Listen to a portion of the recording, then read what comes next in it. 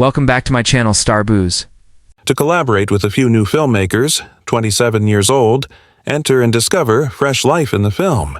Rocky's story has essentially been informed. Not even Sylvester Stallone played tough, boys. He has experienced it.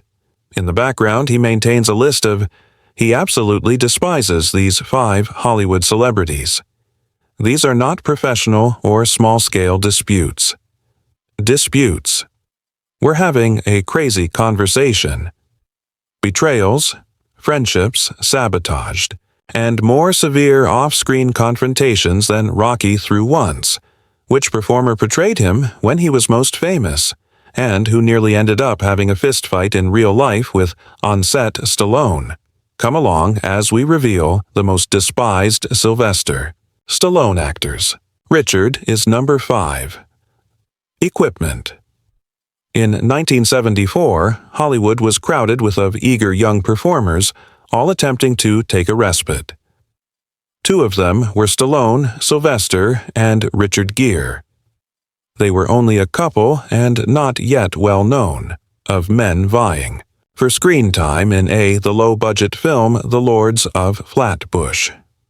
However, what transpired during filming would start a conflict that endured for 10 years because to a sandwich. The film itself was intended to be a relic from the 1950s Brooklyn. In fact, Stallone had co-wrote the screenplay, utilizing his personal accounts of growing up in Hell's the Kitchen. This wasn't only for him, an additional acting role. It was intimate. He was portraying the tough Stanley Rosiello man with a secret, tenderness. Stallone had been working hard in the field for years, and he had this opportunity to demonstrate his filmmaking abilities. Gere, nonetheless, originated from a completely distinct origin. He received instruction in theater, extremely exact and systematic. He had taken acting seriously, he believed, through each move, each line. He was chosen to play Chico Terrell, yet another one of the gang's key players. The part wasn't difficult, but their fashions, they couldn't be more dissimilar. Correct, the two collided away. Stallone took action, straight from the source, unadulterated and automatic. Gere enjoyed doing analysis. Everything. It could have been effective under various situations, although this wasn't a large-scale production, in a studio.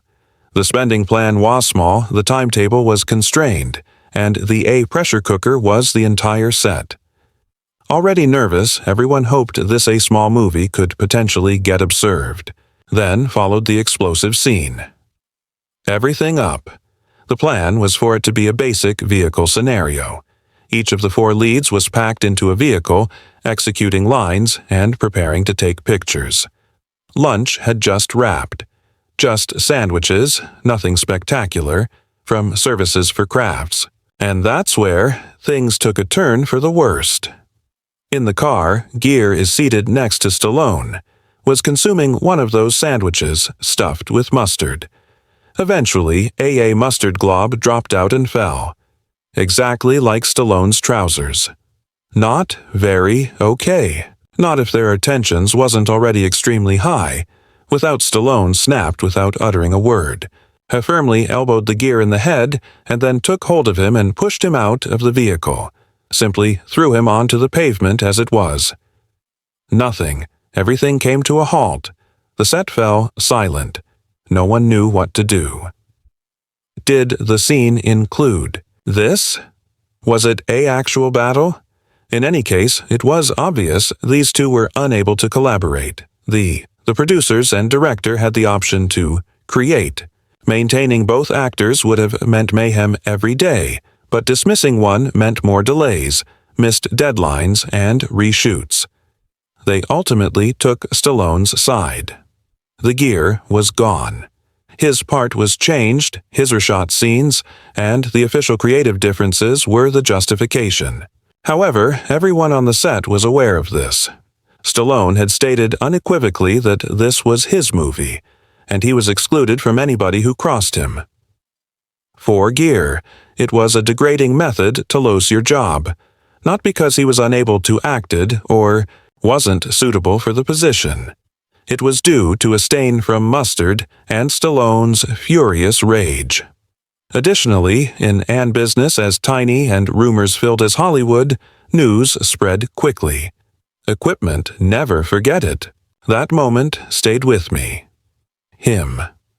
Meanwhile, Stallone emerged from it, seeming to be the alpha, a person who didn't play around in regards to safeguarding his projects. However, that arrived at a cost. He had demonstrated that he was irritable, even, petty, and not always likely to want to handle that. But the message was unmistakable. He wasn't just another performer. He was in charge. Both men rose to fame years later.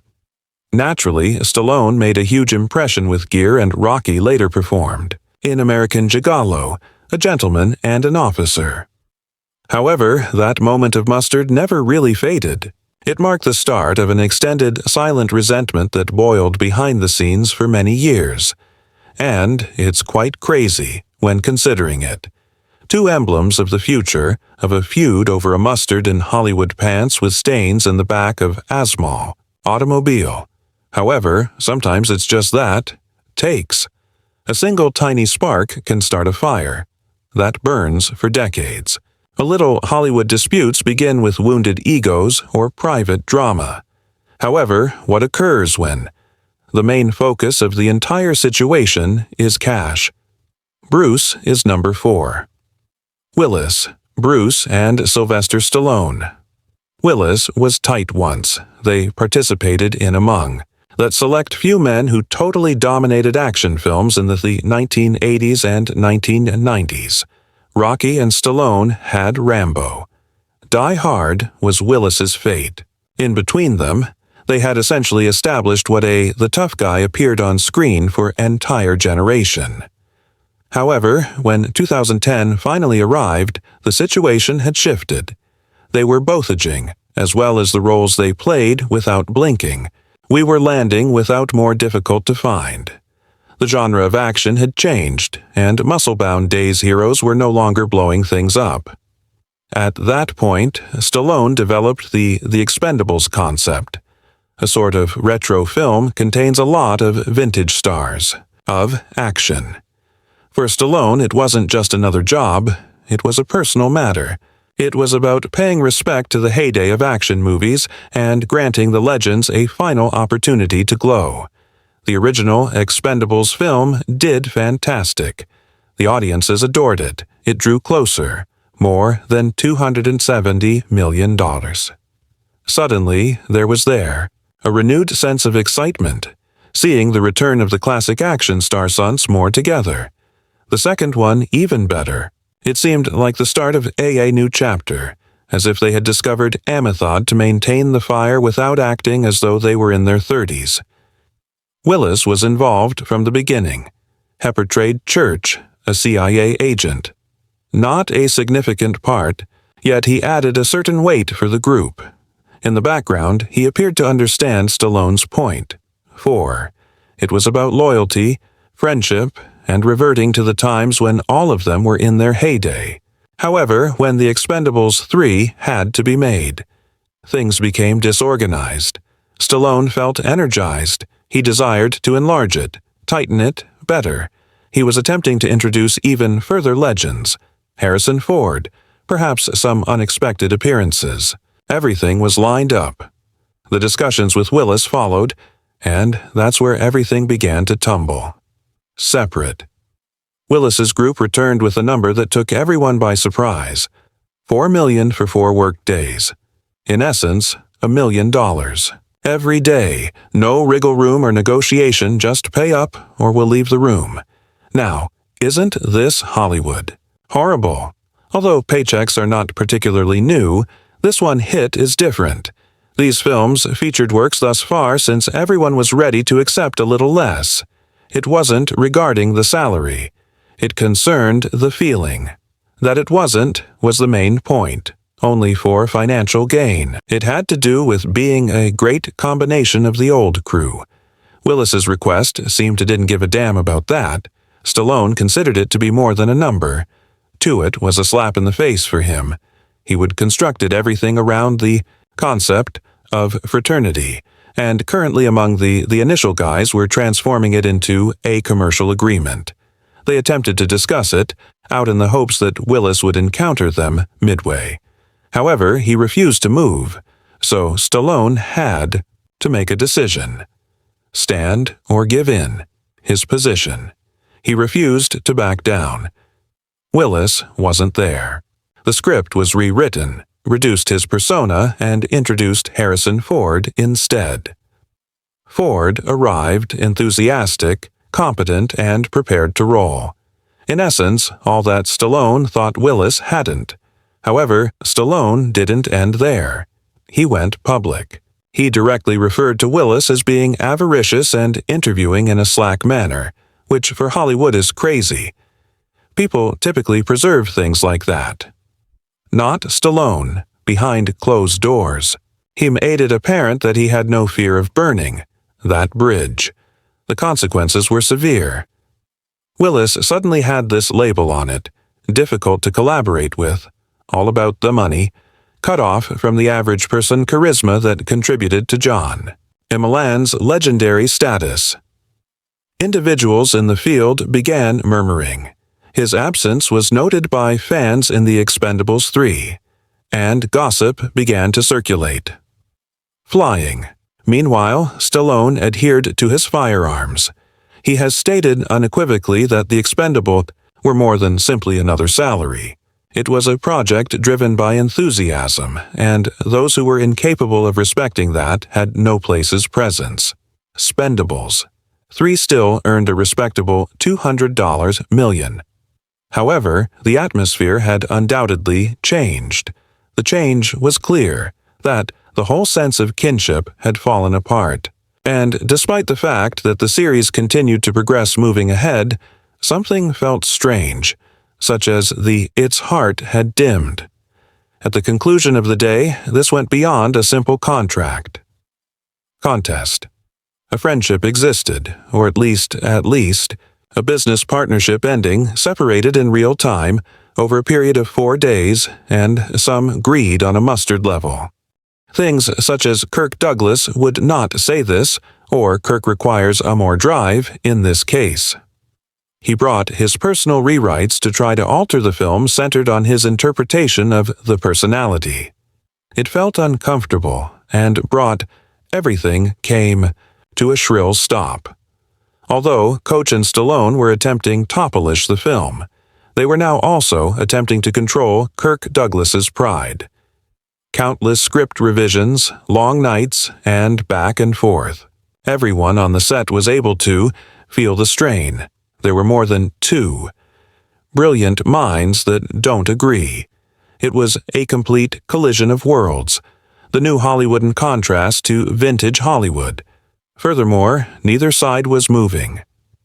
Stallone was particularly annoyed. He had put forth too much effort for control just for someone else to attempt to, at the last minute, revise the story. However, Douglas persisted in advocating for that initial conclusion in which Troutman murders Rambo because. And, beyond once more, Khrushchev eventually had sufficient. He took Douglas's seat and essentially declared, "This is the film we're creating. You consented to this script as well. If you'd prefer not to, you can go.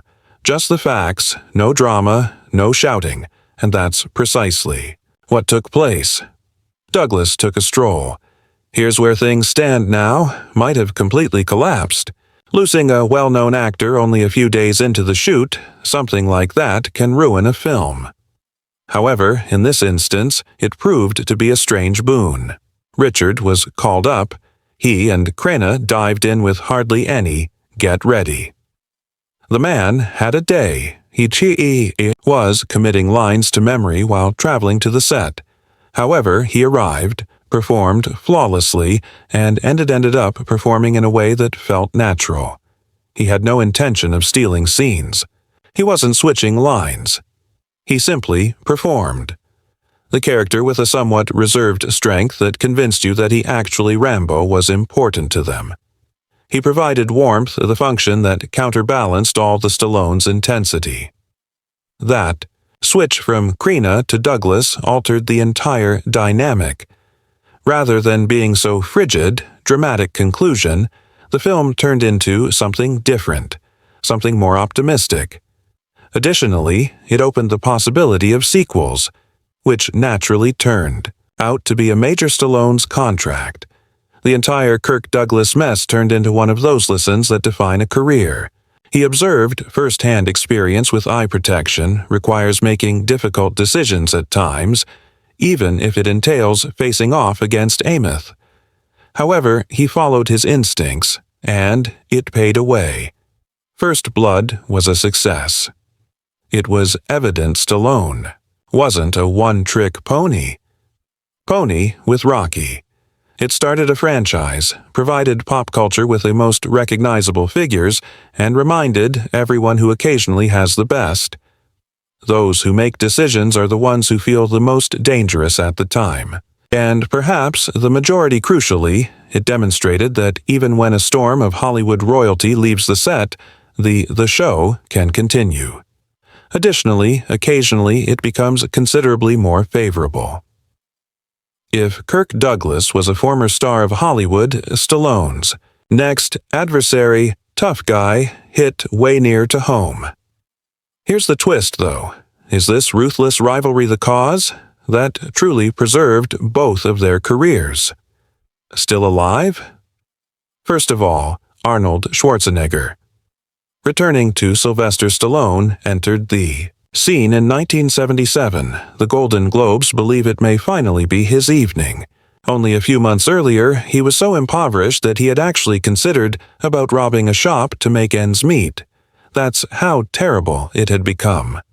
However, Rocky altered everything. He left sanitizing lion cages in preparation for nomination, both the best screenplay and the finest acting. The cherry on top was meant to be that night, atop his enormous return. Arnold Schwarzenegger followed, appeared. Arnold entered like a person. Wall, enormous, self-assured, and with that strong accent from Austria that made every statement that sounds like a joke. He approached Stallone directly and uttered, "Greetings, this is Arnold Schwarzenegger." The new Stallone took one for Talent of the Year. I thought, "Who's this?" as I looked at him. Man? One more muscular head attempting to, in Hollywood. Is it big? He refused to take him. Not really. However, the prize began to roll out. Furthermore, Rocky didn't triumph. Not one. In the meanwhile, Arnold did prevail. In fact, he brought home the new Star of the Year, won a Golden Globe. Stallone was dumbfounded. Additionally, in accordance with Arnold stayed up all night with him, giggling each time Rocky was ignored. It struck a chord. Finally, Stallone received. He was so angry that he snatched a huge bouquet and tossed it at Arnold's head while holding flowers. That was the beginning of what would eventually, among the most petty people in Hollywood, amusing competitions. 15 years. A go and forth that was a combination of ego warfare, arms race with a dash of humor. Everybody combined into one.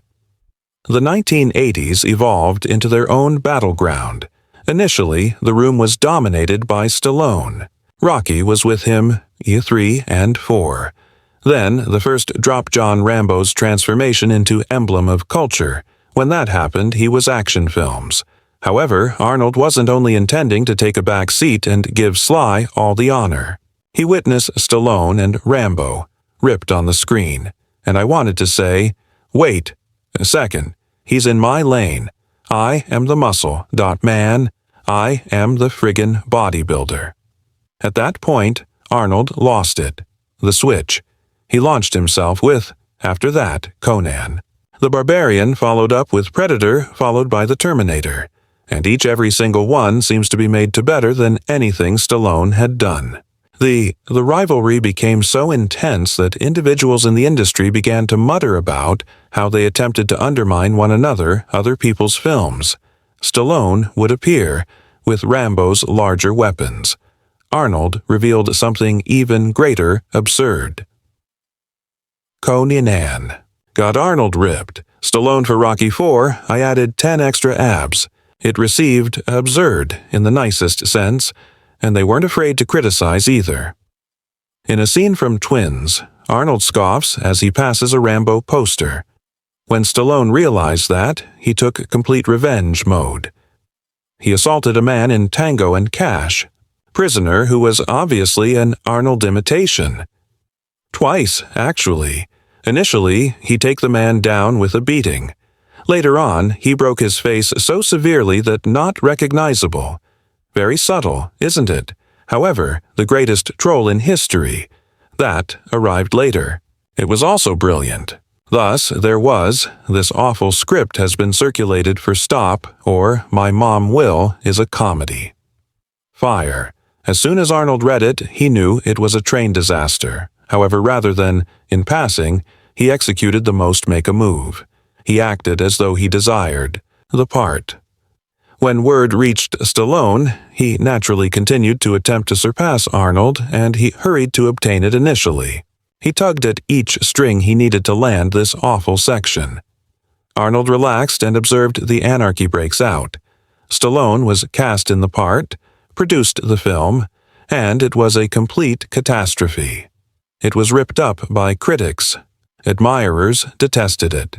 At the box office, it failed miserably. To further complicate matters, reviews stated that Stallone was making an effort and not being able to replicate Arnold's achievement in humor. What a brute! It was a Stallone's low moment of his career, and somewhere Arnold was giggling his ass off. However, karma doesn't work. Favorites. Shortly thereafter, Arnold appeared in the film Junior, in which he actually becomes pregnant. The bombing of that one equally, if not more, difficult. Abruptly, these two titans of action were both nursing injuries from unsuccessful comedies, as well as there.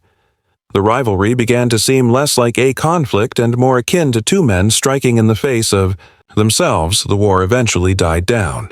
It required some time for both to recuperate, refocus, and regain their footing. And, amusing sufficient, years later, they truly became companions. They produced a couple of films, jointly, made fun of their previous feud, and at last went on. Apparently, it's difficult to remain angry indefinitely, especially if you tossed flowers at a person's head once to national television. Ultimately, their conflict provided some of the most noteworthy events films ever made. Additionally, as they spent years of attempting to undermine one another, they encouraged one another to be better. If it was Rocky, Rambo, Terminator, or Predator, those classics might not have been as prevalent as, if these two men weren't, they would, whether or not in secret, attempting to, they constantly outdo each other. To be honest, the competition may have been excessive and petty, but it was amusing. I appreciate you watching. Leave a comment, and sign up. Additionally, take a look at another fascinating video by selecting the Your Screen displays a video. I'll see you on the other.